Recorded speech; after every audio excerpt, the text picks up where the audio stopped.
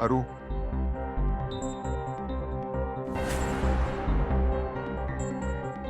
अरू, काय झालं आदित्य सर? तुम्ही इकडं स्वयंपाकघरात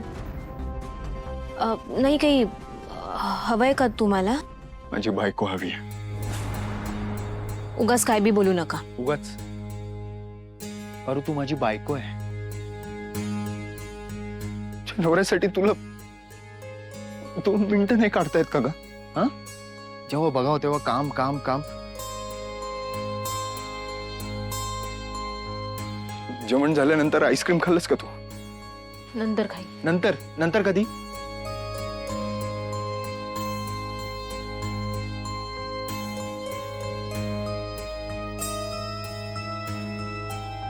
तुला जरी तुझ्या नवऱ्याची काळजी नसली ना तरी मला माझ्या बायकोची काळजी आहे.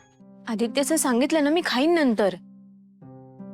आणि बघताय ना तुम्ही कसं खाणार मी. हात खराब आहेत माझे. मग काय झालं? ठेवते तिकडे, मी भरवतो तुला. सर सांगितलं ना, नंतर खाईन मी. पारू, आकर आग कर.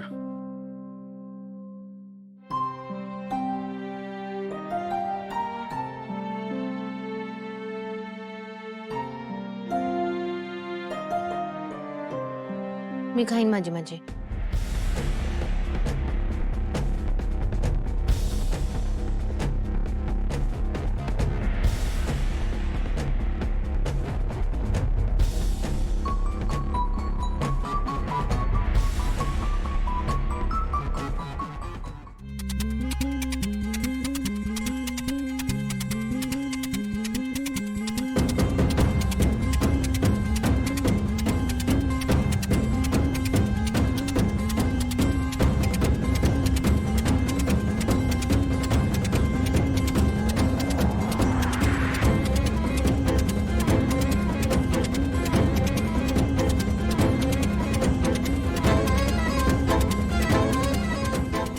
Paru, I am sorry.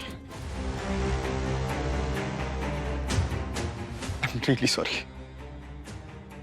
हे बघ, माझ्याकडे दुसरा कुठला पर्याय नव्हता. मला हे करावं लागलं. पारू प्लीज, मला या नाटकाचा कंटाळा आला आता. पारू, पारू, मला तुझ्यासोबत आपलं उरलेलं आयुष्य खूप सुखात घालवायचं. Please please Paru, Paru please सांभाळ.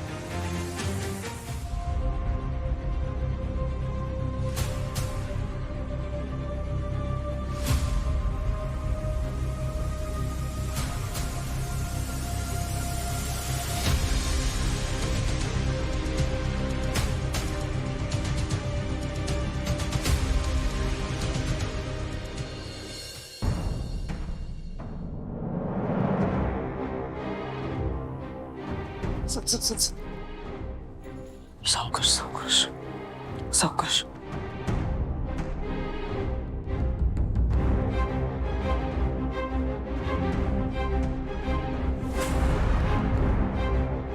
थांबा. कुठे चाललाय? हा? आणि हिला काय झालंय? ते थोडं बरं नाही वाटत आहे तिला. हा, 1 मिनिट.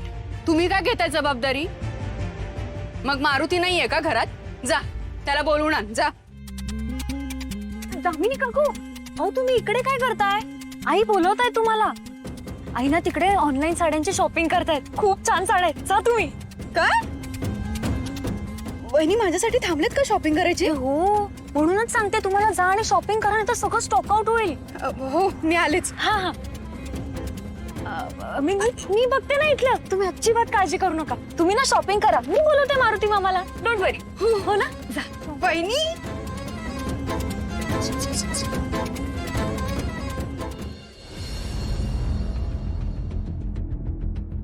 हळू.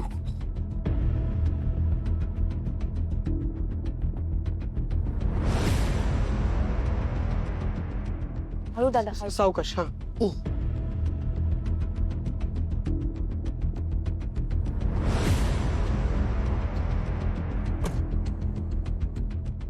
हे बघ, पारूला घेऊन पटकन निघ इथून जा. तुम्ही इथली अजिबात काळजी करू नका, आम्ही सगळं सांभाळून घेऊ. दादा, पारू बेशुद्ध आहे तोपर्यंत तिला इथून घेऊन जा. एकदा जर तिला शुद्ध आली ना तर सगळं बिघडवेल. आणि इथली तुम्ही अजिबात काळजी करू नका, आम्ही कोणाला काहीच नाही कळू देणार. तुम्ही तिला पटकन घेऊन जा इथून. आईची काळजी घ्या.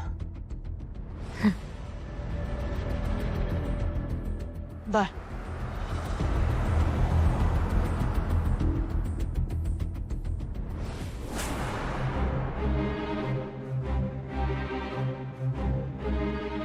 घरात कोणाला काही कळलं नाही पाहिजे, याची जबाबदारी आपली आहे.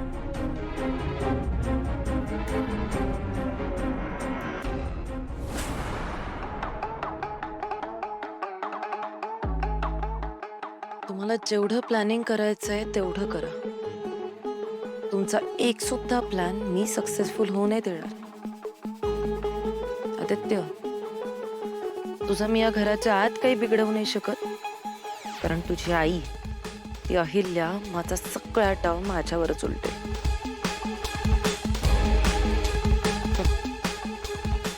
पण आता तू तुझ्या पारूला घेऊन पळून गेलास. जा, पळून जा. जितकं लांबवर जाता येईल तितकं लांबवर जा. पण तू जिथे कुठे असशील तिथून या किर्लोस्कर मॅन्शन मध्ये तुला परत आणण्याची जबाबदारी माझी. त्या मुलीची पुण्याई आदित्यच्या पाठीशी आहे. आणि अगदी सोप्या भाषेत सांगायचं झालं तर परमेश्वरानं त्या मुलीला आदित्यच्या रक्षणाकरता पाठवलेलं आहे. आणि जोवर ती मुलगी आदित्यच्या अवतीभोवती आहे तोपर्यंत आदित्यला कोणतंही भय नाही. मी तुम्हाला अगोदरच सांगितलंय की आदित्यवर अशी संकट ही येतच राहणार.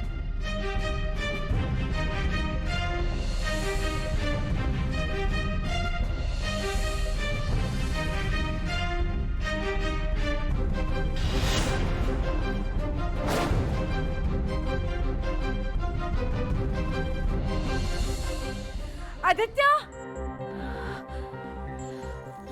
आदित्य, आई, आई, काय झालं काय? आई, काय झालं? काय झालं काय? श्रीकांत, आदित्य कुठे आहे? आदित्य अगं तो शाळेचं काम बघायला साईट वरती गेलाय. पण तुला काय झालंय? मला ना काहीतरी विचित्र फिलिंग येत आहे रे. आणि आदित्य आता घसरून पडणार होता. काय आईला तुला भास झाला असेल किंवा विचित्र स्वप्न पडलं असेल. हे बघ, आदित्यला काही झालं नाहीये, तो सुखरूप आहे. हो ना? हा.